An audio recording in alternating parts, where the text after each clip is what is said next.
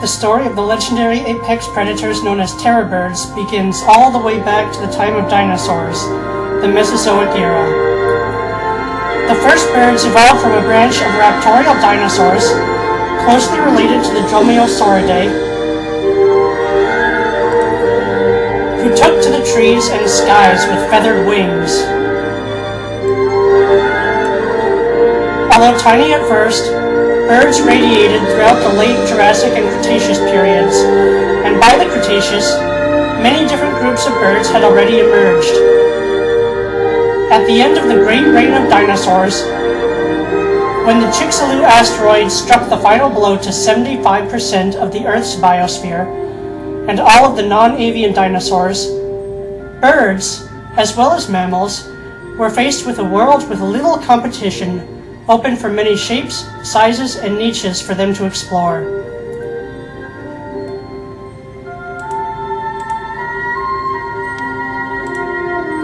At this time, the Earth's continents were spread into shapes and positions that very much resemble what they are today, with the American continents close, but still completely separated by water, and a shallow sea inundated western Eurasia. The Tethys Ocean was being closed off, and as the Earth's ecosystems recovered from the end Cretaceous extinction, the KT boundary, as it is called in geology and paleontology, some of the last living dinosaurs, the birds, rose to the mantle of apex predators.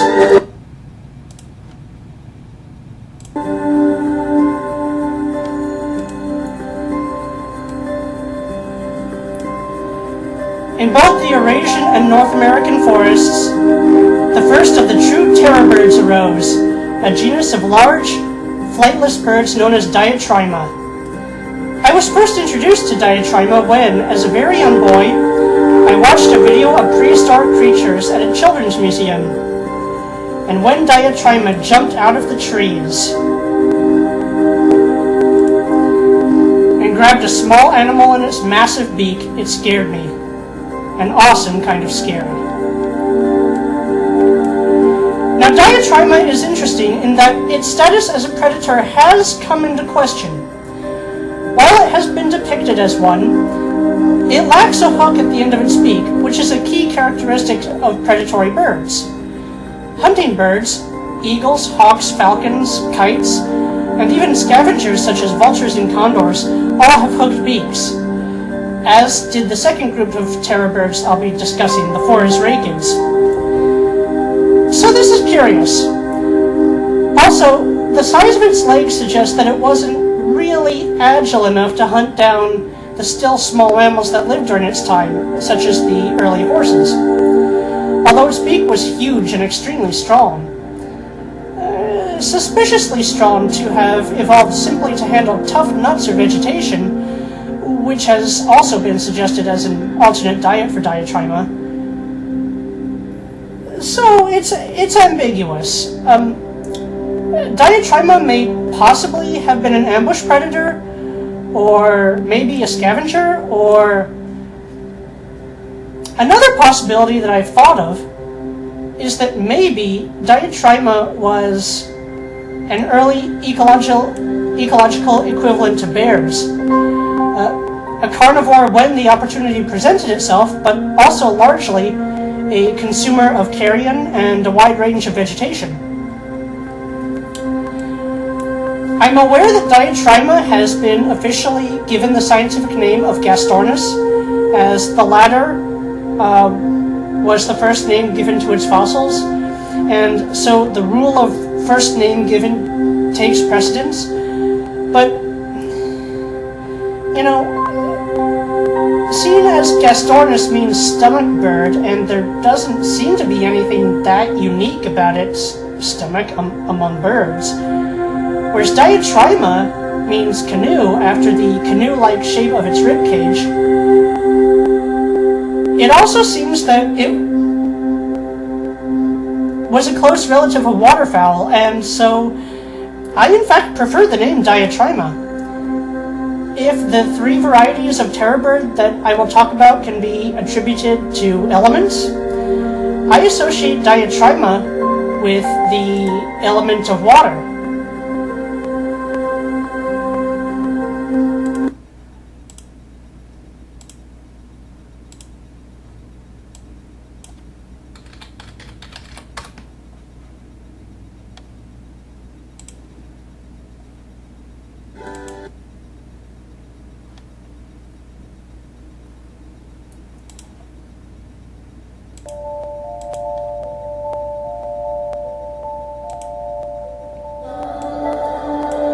Now we come to the group that people usually are referring to when they mention the name terror bird.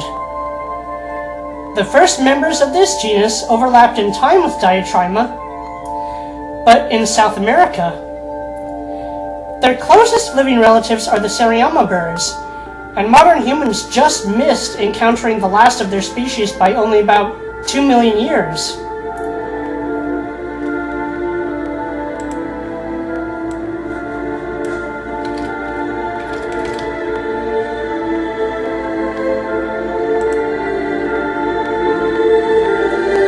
Reigning as the apex predators of South America from 62 to 2 million years ago, the birds of prey with beaks like blades, the mighty Phorusrhacids.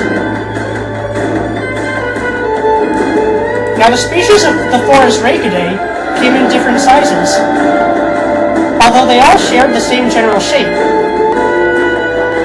When I have to describe them to a person who has never heard of them before, I tell them, think of an ostrich with the beak and talons of an eagle. Fast, agile, and problem-solving intelligence, the true terror birds. Ruled as the apex predators of South America unchallenged until the Great American Interchange, when the land bridge between the North and South American continents rose from the sea, somewhere between 15 and 12 million years ago.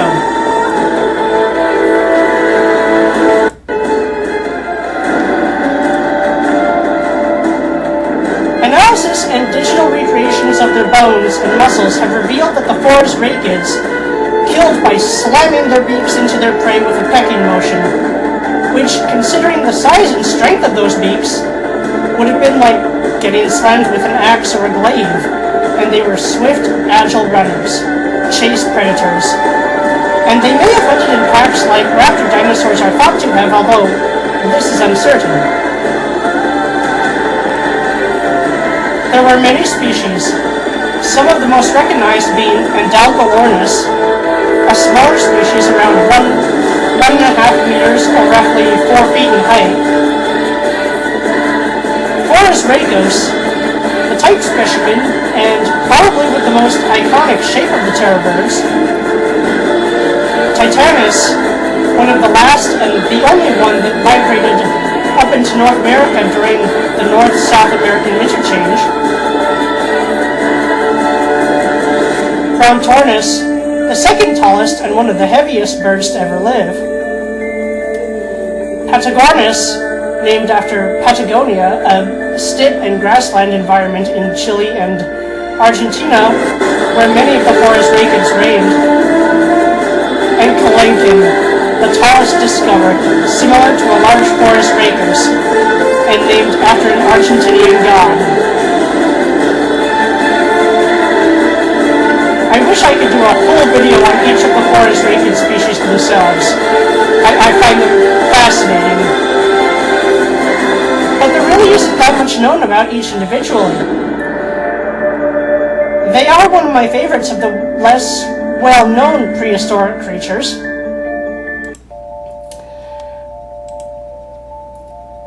Although they're beginning to be a little bit more recognized. They were apex super predators who had a reign lasting 60 million years. That's impressive, considering they were a far smaller group than the dinosaurs, who ruled the Earth for 2 or 3 times as long.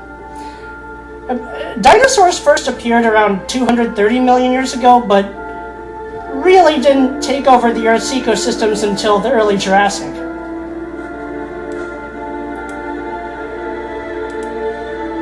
Now, we know what happened to the dinosaurs to end their reign on Earth. It wasn't just the Chicxulub asteroid, it was more complicated than that. The asteroid was more the final death knell. But the demise of the dinosaurs is a whole other story for another time. What's curious is that what happened to the Phorusrhacids is not so well understood. And as I mentioned, humans only missed encountering the last of them by about 2 million years.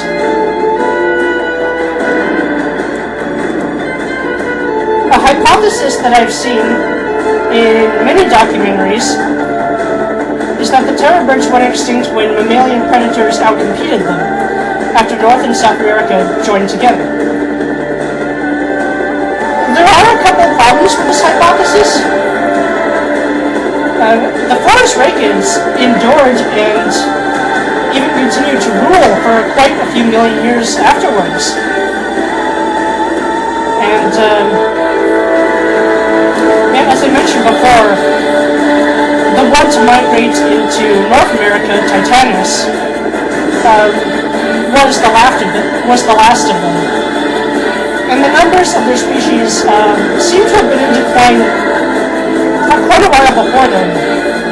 So it seems to me that something else was happening to them already. And this is one of the paleontological mysteries I'd like to investigate myself.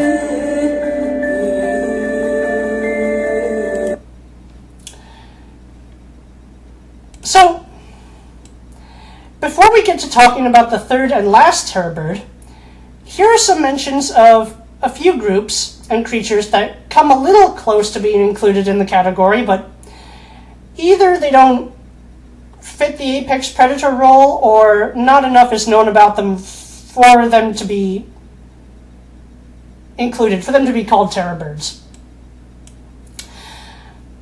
There seems to have been a group of predatory birds in North America that were similar to the Phorusrhacids. Another relative of modern Seriamus known as Bathornithids, long-legged and large skull birds, whose species range from small to medium size to 2 meters tall.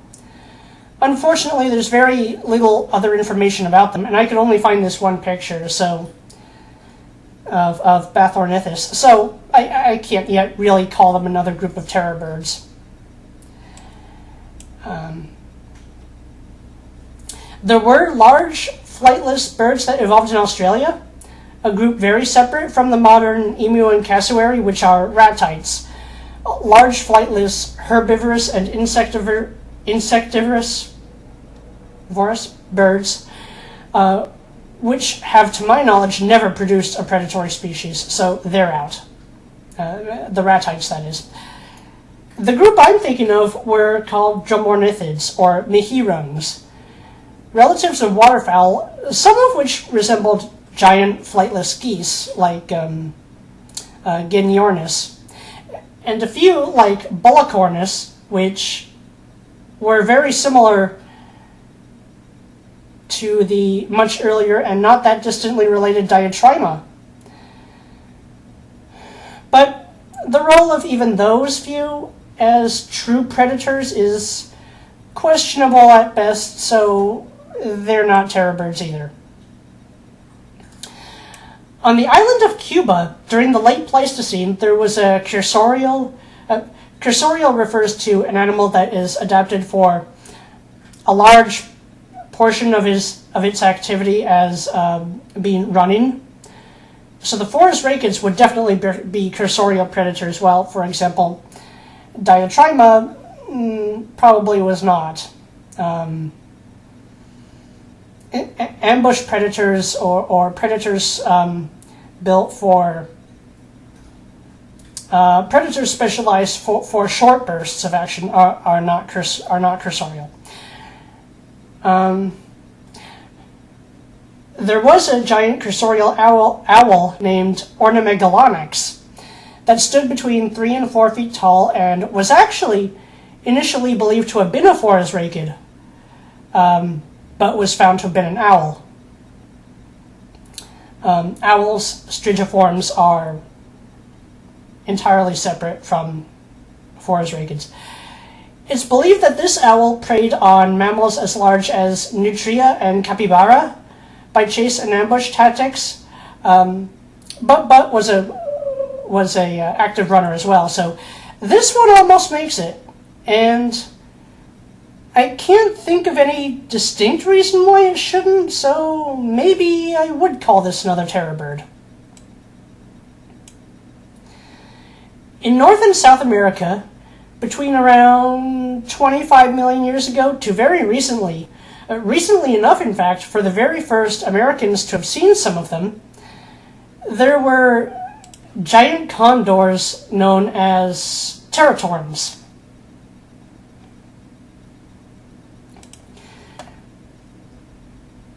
They ranged in size from not much bigger than the condors of today to a species called Argentavis, which had a wingspan of 20 to maybe even 26 feet in length, which is massive for a bird.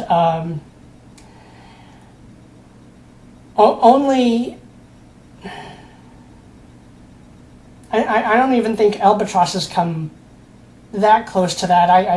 I'm not sure exactly how long their wingspan is, but it's a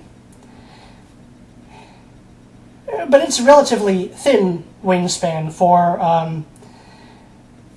for gliding and soaring over bodies of water. Argentavis would have had this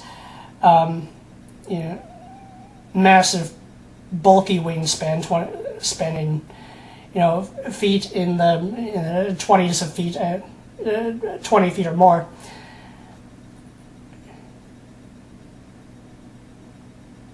And they would have also overlapped in time. The teratorns would have overlapped in time with the Phorusrhacids. So imagine living in Miocene South America with giant carnivorous birds on both the land and the sky. That would have been awesome. Teratorns, however, were scavengers. As big and probably scary as they were, with wingspans like that, the only flying creatures that have wingspans that dwarf that would have been the largest pterosaurs, which were not birds at all, but you probably know that. Teratorns may have been hunters of very small animals. They were not apex hunting predators, so they also were not terror birds, even though they were certainly impressive in their own way.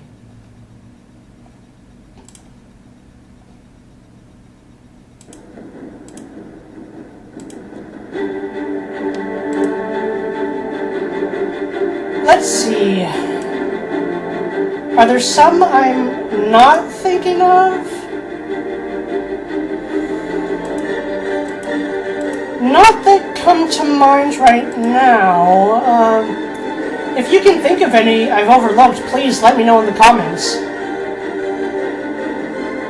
Modern birds of prey don't really count. None of them are large enough to... Well,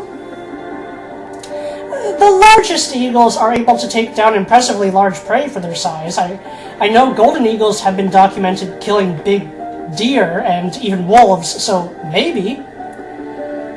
There are stories of crowned eagles in Africa attacking very young human children, and the famous tall child skull of an Australopithecus human ancestor was determined to have been killed by an eagle. So, in a way, you could call these large eagles terror birds. We'll talk about prehistoric eagles in a moment. Raptor dinosaurs deserve a special mention, as they have been found in the past couple of decades to have been most likely almost fully feathered, and very, very close relatives of the first birds. The very small ones seem to have, in fact, been capable of gliding and maybe even some measure of flight like Microraptor. They could, in fact, be classified as a type of terror bird themselves. The very first group of terror birds.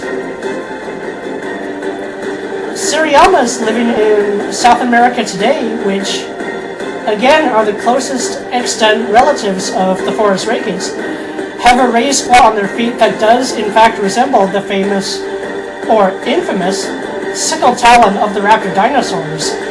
An interesting bit of convergent evolution there.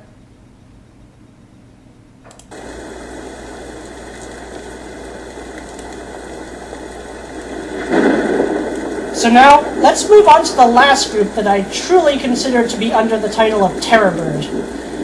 I myself do put raptor dinosaurs there, but I don't know how many others do, so anyway. Ancient great eagles. Now, there were two species I had in mind. One was a species closely related to the African crowned eagle that lived on the island of Madagascar until modern times. It preyed on lemurs and likely even the giant elephant birds that lived there. Elephant birds themselves were ratites, which are herbivorous. This predator was the Malagasy crowned eagle. Similar in size to the African crowned eagles, a little bigger, and is in fact the reason why lemurs even today are afraid of aerial predators.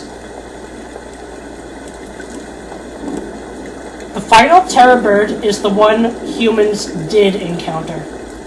On the island of New Zealand a few hundred years ago, when the ancestors of the Maori people first arrived, they found a land of lush forests and giant ratites, the moa, slow-moving, flightless birds that were easy pickings, because they had evolved in a world with no large predators to threaten them, save one. This was Harpagornis, the largest eagle to have ever lived. Today's largest eagles, even the impressive ancient Malagasy crowned eagle, only reached 2/3 the size of this one, the Moa Slayer, which sadly died out when the Maori had wiped out their food source. However, Maori legend still speaks of a creature called the Pauakai, a massive predatory bird that hunted and killed even their greatest warriors. When the fossils were first found in 1871, by Julius von Haast on the estate of a sheep farm owner named Moore, the bird was named the Haast's eagle and given the scientific binomial name of Harpagornis morae.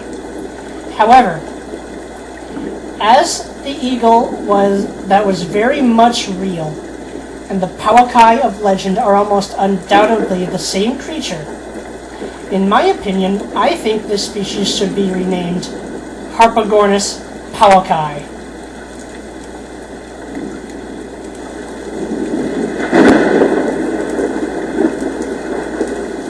It is a bird I associate with the element of lightning, inspired by the Native Americans' legend of the Thunderbirds, even though these are from very different cultures and mythologies. Hey, I just spiritually associate all great eagles with the Thunderbirds.